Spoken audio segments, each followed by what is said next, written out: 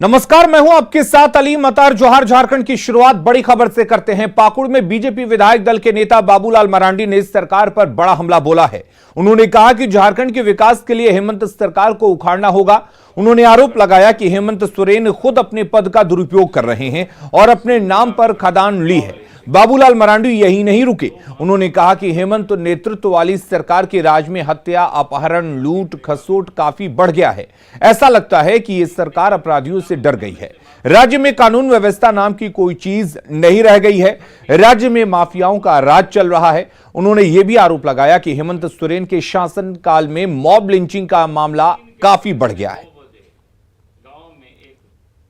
पहली दफा राज्य में सरकार के संरक्षण में झारखंड में जो खनिज संपदा है उसकी लूट हो रही है, चाहे कोयला हो, चाहे बालू हो, चाहे पत्थर, चाहे लोहा, बुरी तरह से उसकी लूट हो रही है पूरे झारखंड में सरकार के संरक्षण। और भला इस लूट को कैसे रोका जा सकता है? क्योंकि सत्ता में बैठे हुए लोग जहां मुख्यमंत्री है अपनी पद का दुरुपयोग करते, वही खुद अगर माइनिंग अपने नाम से करते तो आप समझ सकते हो क्या हालत है। मुख्यमंत्री अपनी पद का दुरुपयोग करते, रांची के अनगढ़ा में माइनिंग लीज लेते। कानून बनाने के बाद लगातार झारखंड में मॉब लिंचिंग, दो महत्वपूर्ण घटना का मैं यहां उल्लेख करना चाहूंगा। एक तो सिमडेगा में घटना, घर से उनको निकाला जाता है, पीटा जाता है, मारा जाता है, सामने हाट में लकड़ी जमा रहता है, उसी पर आग लगा करके वहीं उसको जला दिया जाता है। हजारीबाग में पुलिस ने बरही जाने से बीजेपी के प्रदेश अध्यक्ष दीपक प्रकाश को रोक दिया है। दीपक प्रकाश के साथ हजारीबाग सांसद जयंत सिन्हा, विधायक मनीष जायसवाल और पूर्व विधायक मनोज यादव बरही जा रहे थे। ये लोग रुपेश पांडे के श्राद्ध क्रम में शामिल होने जा रहे थे, लेकिन पुलिस ने बीजेपी के नेताओं को चरही में ही रोक दिया। प्रशासन के रोके जाने के बाद दीपक प्रकाश रांची लौट आए। दीपक प्रकाश ने कहा कि सरकार बौखला गई है और रुपेश पांडे को इंसाफ दिलाने के लिए उठने वाली आवाज को दबाना चाहती है। आप सिविल ऑफिसर, आप एसडीओ के ऑर्डर को फॉलो करवा रहे हैं। आप वीडियो है ना, आप एसडीओ के ऑर्डर को फॉलो करवा रहे हैं, डिस्प्यूट करवा रहे हैं। हम आपके लॉ एंड ऑर्डर में कोई प्रॉब्लम है, सड़क में हम जा रहे हैं, आप सड़क पे कैसे आप रोक लीजिएगा? हमसे बात करेंगे, ये गलत है। इसी से बात करवा रहे हैं। राज्य की सरकार बौखलाई हुई है। एक नौजवान जो झारखंड का लाल, और उसकी हत्या की गई सरस्वती पूजा के विसर्जन में। उसको श्रद्धांजलि अर्पित करने के लिए मैं जा रहा था, लेकिन राज्य की सरकार ने जिस प्रकार से अवरोध पैदा करके मुझे रोकने का काम किया है, कह सकते हैं कि लोकतंत्र की हत्या है, अभिव्यक्ति की आज़ादी पर प्रहार है और झारखंड की जनता की भावनाओं को के साथ कुठाराघात करने का काम राज्य की सरकार की। राज्य की सरकार भारतीय जनता पार्टी से डरी हुई है, सहमी हुई है और घबराई हुई है। इसलिए इस प्रकार का कृत्य करके, गलत काम करके जनता की अभिव्यक्ति को रोकना चाहती है। धनबाद के बीसीसीएल लोधना क्षेत्र के धनुडी में 10 साल का बच्चा खेलने के दौरान गोफ में घुसने से झुलस गया। गंभीर हालत में उसे अस्पताल में भर्ती करवाया गया है। घटना के बाद परिजनों का रो रोकर बुरा हाल है। गोफ से प्रभावित क्षेत्र जरेढ़ा में सर्वे होने के बाद भी बीसीसीएल प्रबंधन ने लोगों को पुनर्वास नहीं किया है। घटना के बाद से लोगों में आक्रोश है।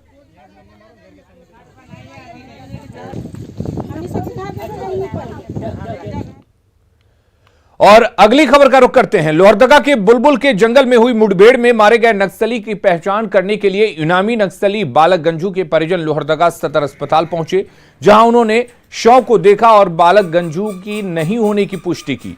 आपको बता दें कि मुठभेड़ में 5 लाख के इनामी नक्सली बालक गंजू के ढेर होने की संभावना जताई जा रही थी, जिसका खंडन इनामी नक्सली बालक गंजू के छोटे भाई रामू गंजू और फुलदेव गंजू ने शव देखकर किया। इनामी नक्सली के परिजन ने शव देखकर कहा कि ये हमारे परिवार का नहीं है। अब पुलिस के लिए नक्सली की पहचान करना एक बड़ी चुनौती बन गई है। लाश देखने आए थे सर, मेरा भाई कहा के, लेकिन ये लाश देखा मैंने तो मेरा भाई तो नहीं है। क्या नाम हुआ आपका भाई का? जी मेरा नाम है रामू गंजू। मेरा मंझरा भाई का नाम था बालक गंजू। मैं रहने वाला दूधी माटी का निवासी हूँ। तो मैंने लाश देखा तो लगा कि मेरा भाई नहीं है। बालकगंज पहुँचाने में आए थे, तो बालकगंज के नाम से नहीं है, बालकगंज दूसरे आदमी। उनका पहचान आप कैसे किए? अपना भाई का चेहरा और उसका दाहिना पैर में उंगली नहीं है, बम से उड़ गया। तो इस 100 में क्या अंगुली था? पूरा दोनों पैर में उंगली। रांची के खलारी में 5 क्विंटल प्रतिबंधित मांस के साथ ऑटो ड्राइवर को ग्रामीणों ने पकड़कर पुलिस को सौंपा है। ऑटो में पुआल के बीच छुपाकर प्रतिबंधित मांस की तस्करी हो रही थी, लेकिन ग्रामीणों को इसकी भनक लग गई, जिसके बाद ग्रामीणों ने ऑटो को रोका, जहां से 5 क्विंटल प्रतिबंधित मांस बरामद किया गया। हालांकि इस दौरान ऑटो सवार एक व्यक्ति भागने में सफल रहा, लेकिन ग्रामीणों ने ऑटो ड्राइवर को पकड़ लिया। बताया जा रहा है कि मांडर और चान्हो इलाके में प्रतिबंधित मांस का कारोबार चल रहा है। शुक्रवार को जुमे का दिन होने के कारण आज मांस की सप्लाई की जा रही थी।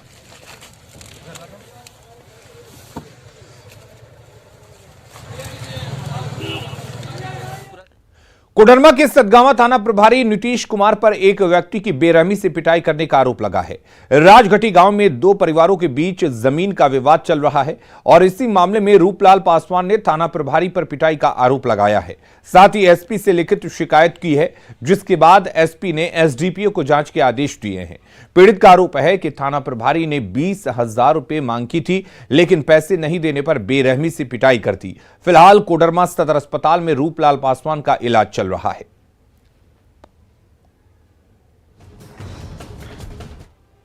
हमारा बतियन संगे मारे के सुबह में धकिया खल के, तो हमारा छोटका बेटा जो मारने लगा सर, तो हमारा सहला बेटा कहा सर काहे बड़ा बाबा मार रहे हैं आप इस भाई को। बस 2-4 धमका उसको देख कर कभी हमारा सहला बेटा को देवलम साहब उन्हें धकेल के ले गया सर दूसरा रूम में। हमरा भी धकेल लेके ले गया, बस ओकरा मारने शुरू कर दी। एक माही एकदम भैंस गाय नहीं। इस संबंध में जानकारी प्राप्त हुई है। सतगावा के राजघटी के एक महिला ने ये जानकारी दी है। संबंध में एसडीपीओ महोदय को जांच के लिए निर्देशित किया गया है और एक बार जांच पूरी हो जाने के बाद हम लोग को पता चलेगा कि क्या सही मामला है। गुमला में टाना भक्तों ने हक और अधिकारों की मांग को लेकर उपायुक्त कार्यालय में डीसी समेत कई अधिकारियों को घंटों घेरे रखा और जमकर बवाल काटा। इस दौरान टाना भक्तों ने डीसी और एसपी को कुर्सी छोड़कर भी जाने को कहा।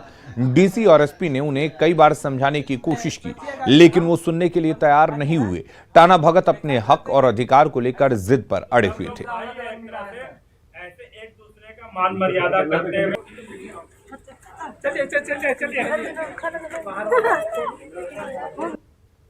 मांगे जो है वो 5 शेड्यूल से लेके 5वीं सूची जो संविधान में है उसके अंतर्गत जो अधिकार प्राप्त है उससे संबंधित बातें अपनी। चारा घोटाले के दोषी लालू प्रसाद को रिम्स में इलाज चल रहा है। लालू का इलाज कर रहे डॉक्टरों ने बताया कि लालू प्रसाद की किडनी 20% काम कर रही है। लालू प्रसाद किडनी के स्टेज 4 के मरीज हैं। उनका ब्लड प्रेशर और ब्लड शुगर भी बढ़ा हुआ है। डॉक्टरों ने बीपी की दवाई की डोज बढ़ा दी है। फिलहाल लालू प्रसाद डॉक्टर्स के ऑब्जर्वेशन में हैं। लालू की कार्डियक जांच की जाएगी। स्टेज 4 में किडनी की गड़बड़ी है और बाकी थोड़ा शुगर बढ़ा हुआ है, लेकिन मेन उनको जो दिक्कत है वो किडनी के प्रॉब्लम के चलते है। स्टेज 4 ए बी क्या? स्टेज 4 में है, स्टेज ए भी नहीं, स्टेज 4।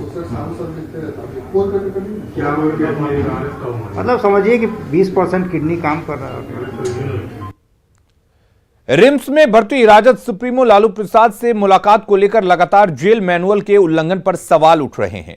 इस मामले में डोरंडा ट्रेजरी से अवैध निकासी केस में बचाव पक्ष के अधिवक्ता ने बताया कि जेल मैनुअल के पालन में कोर्ट की कोई भूमिका नहीं होती। कोर्ट का काम सिर्फ दोषी करार कर फैसला सुनाना होता है। एक कैदी से कौन और कितने लोग मुलाकात कर सकते हैं, यह देखना जेल प्रबंधन का काम है।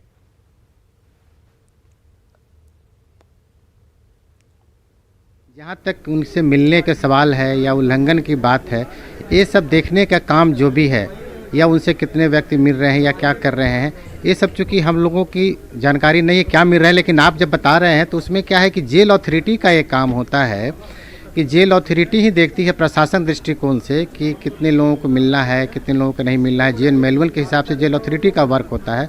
यहाँ पे माननीय न्यायालय के द्वारा जो जस्टिस जो न्याय दिए या जो कन्विक्ट किए उनका देखना नहीं है कि वहाँ पे क्या हो रहा है।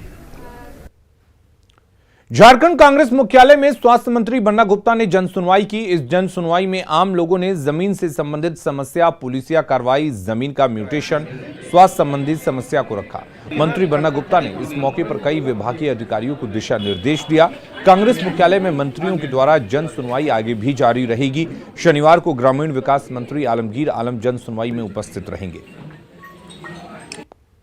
बहुत सारी समस्याएं आ रही हैं और ये कांग्रेस पार्टी जो है जनता का जनता के लिए, जनता के द्वारा जो लोकतंत्र की परिभाषा है उसी को परिमार्जित करने के लिए ये सब हम लोग। खबरें जारी हैं, जल्द लौटते हैं।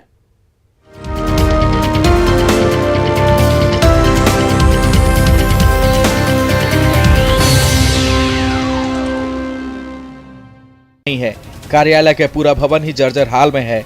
बारिश के दिनों में कमरों से पानी टपकता है, जिससे यात्रियों के साथ साथ यहां के कर्मचारियों को भी दिक्कतें हो रही है। झारखंड में गिरिडीह में अवैध शराब का निर्माण धड़ल्ले से हो रहा है। उत्पाद विभाग की कार्रवाई में नवनिर्मित मकान के तहखाने में चल रहे अवैध शराब के अड्डे का भंडाफोड़ हुआ है। गुप्त सूचना के आधार पर उत्पाद विभाग की बरनी थाना क्षेत्र में संचालित हो रहे अवैध शराब के अड्डे पर छापेमारी की गई। कार्रवाई के दौरान टीम ने मौके से 400 लीटर स्प्रिट सहित तैयार शराब को जब्त किया। इस दौरान टीम ने विदेशी ब्रांड के शराब के रैपर और ढक्कन को भी बरामद किया।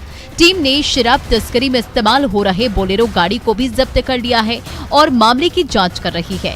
हालांकि मकान मालिक और अवैध शराब का कारोबारी मौके से फरार है, जिनके खिलाफ स्थानीय थाने में प्राथमिकी दर्ज कराई गई है। पुलिस दर्ज प्राथमिकी के आधार पर आरोपियों की गिरफ्तारी के लिए अभियान चला रही है। उत्पाद विभाग के इस अभियान से अवैध शराब का कारोबार करने वाले लोगों में दहशत का माहौल है। बेतिया का सबसे बड़ा अस्पताल जीएमसीएच घंटों रण क्षेत्र में तब्दील रहा।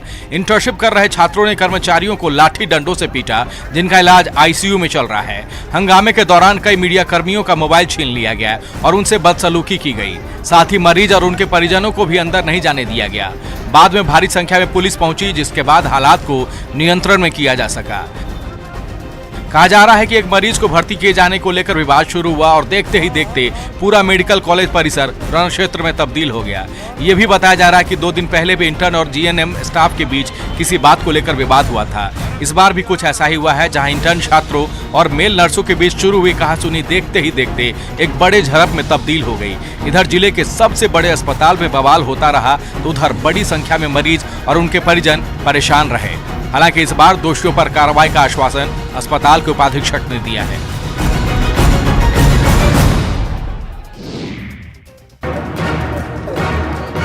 दर्जनों की संख्या में पुलिस ने ग्रामीणों को घेर रखा है। ग्रामीणों के दोनों हाथ बांध रखे हैं। एक एक कर हाथ बांधकर ग्रामीणों को जमीन पर बिठाया गया है, महज शक के आधार पर। शक ये कि इन ग्रामीणों ने ही शायद 15 फरवरी को पुलिस पर हमला किया होगा। गांव के पुरुषों के साथ साथ महिलाएं, यहां तक कि बच्चों को भी पुलिस ने नहीं बख्शा। पुलिस की जवाबी कार्रवाई का ये वीडियो अब सोशल मीडिया पर वायरल है।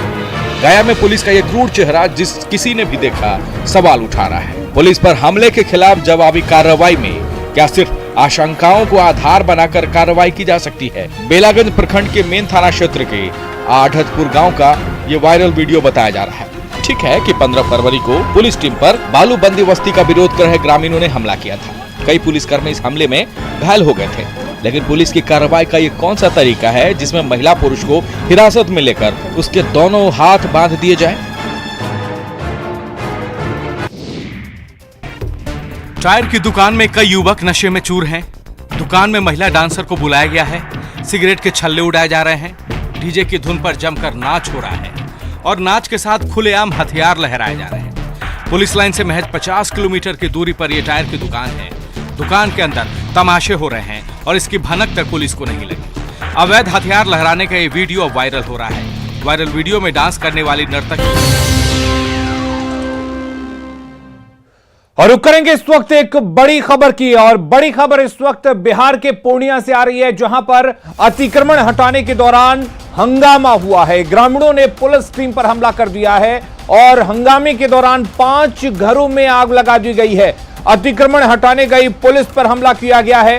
सरकारी जमीन से अतिक्रमण को हटाया जा रहा था। रुपौली थाना क्षेत्र के आजो कोपो की यह घटना है, जहां पर पुलिस और स्थानीय लोगों के बीच झड़प हुई है। तस्वीरें आप देख सकते हैं किस तरह से पुलिस की टीम अतिक्रमण हटाने गई थी।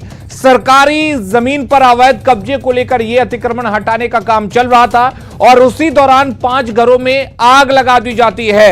आपको बता दें कि बिहार के पूर्णिया से यह बड़ी खबर है, जहां पर रुपौली थाना क्षेत्र के आजो कोपा में यह सब बवाल हुआ है।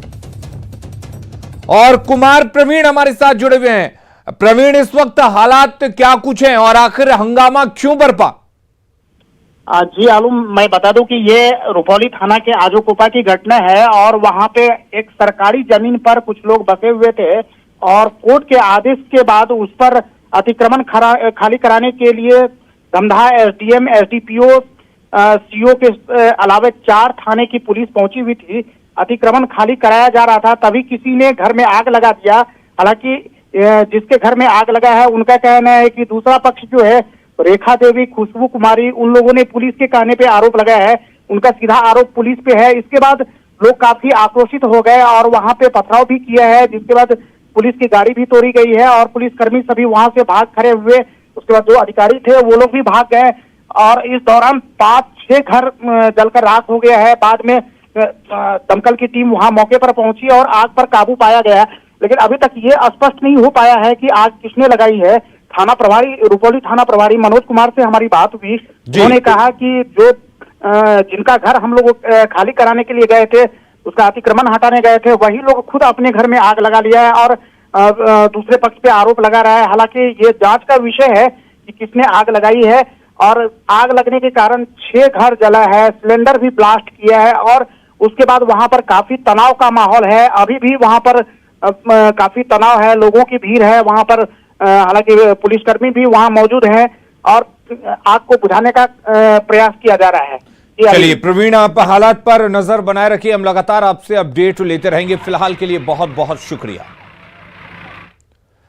अगली खबर का रुख करते हैं। गिरिडीह के हरिहर धाम मंदिर में सड़क निर्माण और सौंदर्यीकरण के काम में लापरवाही बढ़ती जा रही है। बालू और मिट्टी पर ही ढुलाई करने का आरोप है। इसे लेकर ग्रामीणों ने प्रदर्शन किया और काम को रोक दिया। घटना की जानकारी मिलने पर बगोदर विधायक विनोद सिंह मौके पर पहुंचे और ठेकेदार को फटकार लगाई। विनोद सिंह में विकास योजना में लूट की छूट होने का आरोप लगाया। उन्होंने कहा कि ठेकेदारों से 30% तक कमीशन लिया जा रहा है। दौर में जब पूरे संवेदकों को खुली छूट दी गई है कि 30% 25% में बिलो जाएं, तो जाहिर सी बात है उनका सारा जोर रहता है तो फिर वो पैसा जो काम की गुणवत्ता से निकालते हैं। लेकिन सही निगरानी वस्तुतः जहाँ पे कार्य हो रहा है वहाँ के लोग हैं, उनकी चौकसी से ही, उनके नियंत्रण से ही हो जाता है। रामगढ़ के सीसीएल बड़का सयाल एरिया की सबसे बड़ी परियोजना उरीमारी बंद होने के कगार पर है। सीटीओ यानी कंसेंट टू ऑपरेट नहीं मिलने से कोयला का उत्पादन ठप है। फिलहाल सिर्फ मिट्टी निकालने का काम चल रहा है, जिसके कारण सीसीएल के 1000 से ज्यादा मजदूरों को बिठा दिया गया है, जबकि लोकल सेल के तहत कोयला लोडिंग कर रोजगार पाने वाले 3 पंचायतों के 5000 से अधिक मजदूर भी बेरोजगार हो गए हैं। अगर सीटीओ नहीं मिलता है तो बहुत दुखद होगा, इसलिए कारण वहाँ 1000 से 1500 मजदूर रोज काम करते हैं, प्लस वहाँ सीसीएल और कर 1000 से 1200 है, प्लस इस इलाके के एक रोजगार है।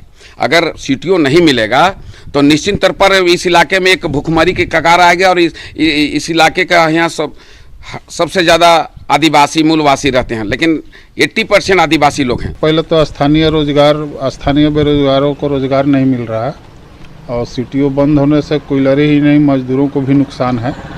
इसके लिए हमारे स्थानीय जो प्रबंधन है, जीएम साहब स्वयं दिल्ली गए हैं कि जितना जल्दी हम सीटीओ क्लियर करा लें और सीटीओ क्लियर होगा तो उरीमारी का विकास होगा यहाँ का स्थानीय लोग। सिमडेगा को हॉकी का नर्सरी कहा जाता है, लेकिन अब यहां दूसरे खेलों को भी बढ़ावा दिया जा रहा है। इसे लेकर खेल सुविधा बढ़ाने पर जोर दिया जा रहा है। जिले में अंतर्राष्ट्रीय स्तर के एस्ट्रोटर्फ स्टेडियम के साथ स्पोर्ट्स कॉम्प्लेक्स बनाया जा रहा है, जिसमें एथलेटिक्स, जिम्नास्टिक, टेनिस और क्रिकेट के साथ कई तरह के खेल की सुविधाएं होंगी। उपायुक्त महोदय के द्वारा जिले में और खेलों को बढ़ावा देने के लिए एक स्पोर्ट्स कॉम्प्लेक्स का डेवलपमेंट किया जा रहा है, जिसमें कि हमारे टोटल 6 खेल्स हैं इसमें, जिसमें कि हमारा एथलेटिक्स का 8 लेन का स्टैंडर्ड ट्रैक है, जो कि हमारा चट मैदान में रहेगा। उसमें मेरे मल्टी स्पेशलिटी जिम भी है।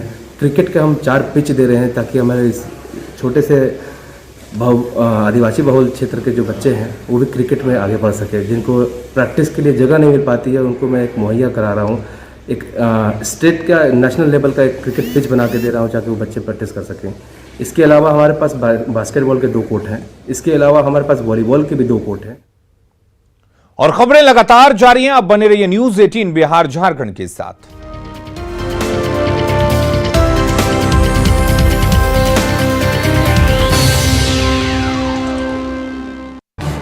इस न्यूज हेडलाइंस के